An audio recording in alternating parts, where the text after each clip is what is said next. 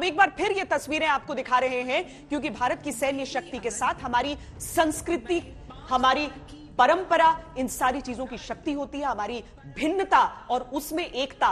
ये नृत्य की वो तस्वीरें जब आज परेड के दौरान जब सैन्य काफिले बंद खत्म हुए थे, जब वो कंटिंजेंट्स, वो टुकड़ियां बंद हुई थी, तो नृत्य की तस्वीरें थी। और ये प्रधानमंत्री नरेंद्र मोदी की अलग अलग सालों में गणतंत्र दिवस में तस्वीरें। उनका साफा अलग अलग, हर वर्ष अलग, अलग अलग प्रांतों से अलग अलग रंगों का, और यही अलग अलग रंग तो विविधता में एकता, भारत का यह प्रतीक। Rajputana rifles regiment, Dogra regiment, Punjab regiment, Bihar regiment, Maratha light infantry, राष्ट्रपति द्रौपदी मुर्मू को सलामी देते हुए हमारे वीर सैनिक आगे बढ़ रहे हैं और अपने आदर्श वाक्य को पूरा कर रहे हैं। जनरल सहाय, डोगरा रेजिमेंट को देखकर आपका सीना तो बिल्कुल चौड़ा हो गया था। बिल्कुल, आप बोल रहे थे बीच में और मेरे को सडनली वो सामने दिखाई दिया तो मैंने बोलना ही बंद कर दिया। डोगरा रेजिमेंट मेरी पैदाइशी उसमें हुई है, मेरी पूरी जिंदगी उनके साथ कटी है और सर्वप्रिय है मेरे लिए तो। और जब आप IL-38 विमानों को देखते हैं या नौसेना के विमानों को देखते हैं, आप खुद ग्रे ईगल रह चुके हैं, admiral Sinha, senior most fighter pilot of the navy at one point of time. तो इन विमानों को देखकर आप क्या सोच रहे थे भारत की शक्ति के बारे में? आपके लिए आज की सबसे महत्वपूर्ण तस्वीर क्या थी? सबसे पहले तो मैं ये सोचता हूं कि मैं इतना जल्दी बूढ़ा क्यों हो गया, मैं क्यों नहीं फ्लाई कर रहा हूं जो कोई और फ्लाई कर रहा है। बट सच पूछिए तो भारत की शक्ति को मैं जब देखता हूं नौसेना की दृष्टि से, तो मुझे बड़ा गर्व होता है कि कहाँ हम लोगों ने शुरू किया था जबकि हमारे पास शिप्स जो है बाहर के देशों से आते थे। अब 100% शिप इंक्लूडिंग एयरक्राफ्ट कैरियर हम खुद बनाते हैं और वो दिन दूर नहीं जबकि हमारे बनाए हुए हवाई जहाज, हमारे बनाए हुए कैरियर पे हमारे पायलट्स फ्लाई करके उसको लैंड करेंगे। तो हमें लगता है कि वो गर्व का सबसे मतलब कितने देशों को अपने पांव पर खड़ा होते हुए अपने सैनिकों, साजो सामान का बंटवारा झेलना पड़ा हो, और वहां से निकलकर आज अगर हम दुनिया की टॉप 5 शक्तियों में अगर काउंट होते हैं तो ये कोई आसान उपलब्धि नहीं है। बिल्कुल नहीं, बिल्कुल। मैं कहना चाहता हूं कि देखिए, दो चीजें बहुत इंपॉर्टेंट हुई हैं।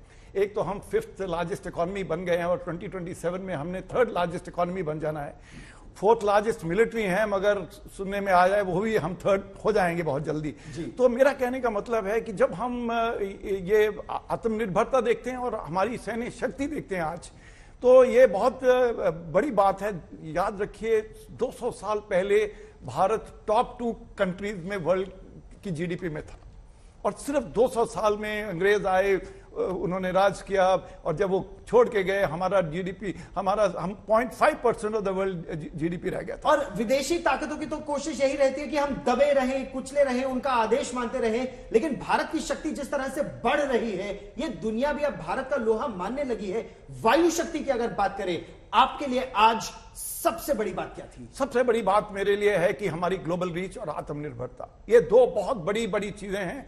ग्लोबल रीच देखिए, हमारे ट्रांसपोर्ट एयरक्राफ्ट, हमारे फाइटर्स, हमारे रिफ्यूलर्स, हमारे एवैक्स, हमारी मिसाइल्स, पांचों चीजें। दूसरी टेक्नोलॉजी, ये टेक्नोलॉजी में बदलाव, हाइपरसोनिक मिसाइल बनने वाली है इंडिया के अंदर, directed energy weapon, cyber, AI, हर चीज के अंदर इंडिया आगे बढ़ रहा है और आने वाले 5-7 साल में ये सारी टेक्नोलॉजीज आर्म फोर्सेस के अंदर आ जाएंगी और ये एक बहुत महत्वपूर्ण बात है।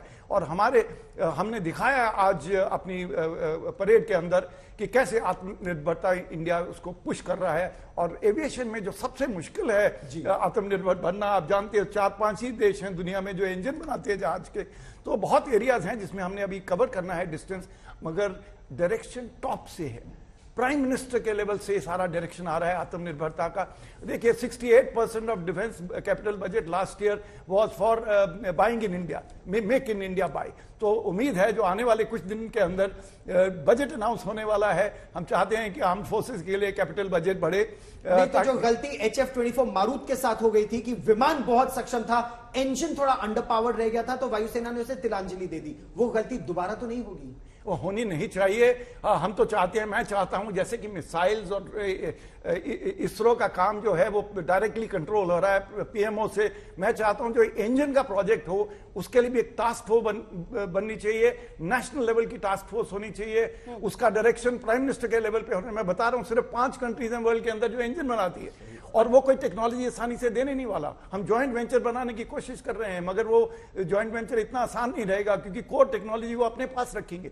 इसलिए कुछ एरियाज ऐसे हैं जहां पे हमको ये लेवल बिल्कुल प्राइम मिनिस्टर ऑफिस तक लेके जाना पड़ेगा, ताकि हम आने वाले, देखिए आज LCA Mark II में भी इंपोर्टेड इंजन लगने वाला है। शुरू में AMCA जो बनेगा, advance medium combat aircraft 5th generation, वो उसमें भी इंजन विदेशी होगा।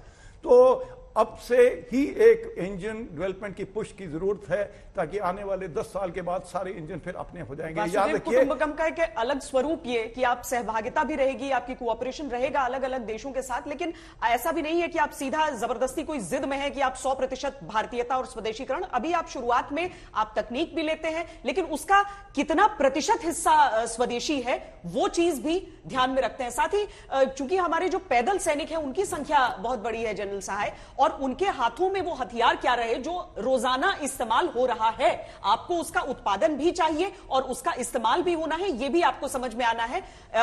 मतलब आतंकवादी AK और सैनिक इंसास करने वाला दौर गुजर चुका, अब सबके हाथों में अत्याधुनिक हथियार। वो तो है, क्योंकि आपको जो लड़ाई करनी है, जो मुठभेड़ जैसे कहते हैं फौज में, मुठभेड़ करनी है, जोश एक अलग बात है, but the person behind the weapon, हथियार के पीछे इंसान कौन है और वो हथियार क्या है, उसकी मार कितनी है, उसकी वेलोसिटी ऑफ फायर कितनी है, और उसका जो सपोर्ट सिस्टम कितना है कि अगर मेरे पास एम्यूनिशन खत्म हो गया, मेरे को विदेश थोड़ी ना देखना चाहिए, मेरे को देखना चाहिए कि मेरे भारत में ये एम्यूनिशन मेरा बना है। और जो फैक्ट्री वर्कर जो एम्यूनिशन बना रहा है वो सोचता है कि मेरे भारतवासी के हाथ में ये एम्यूनिशन जा रहा है। तो वो एक बड़ी चीज है जो आत्मनिर्भर, और मेरे में आत्मविश्वास कि मेरा ये हथियार है, मेरे देश का हथियार है जो मैं यूज कर रहा हूं। मैं रूस का क्यों यूज करूं, या इजराइल का क्यों यूज करूं, या अमेरिका का क्यों यूज करूं।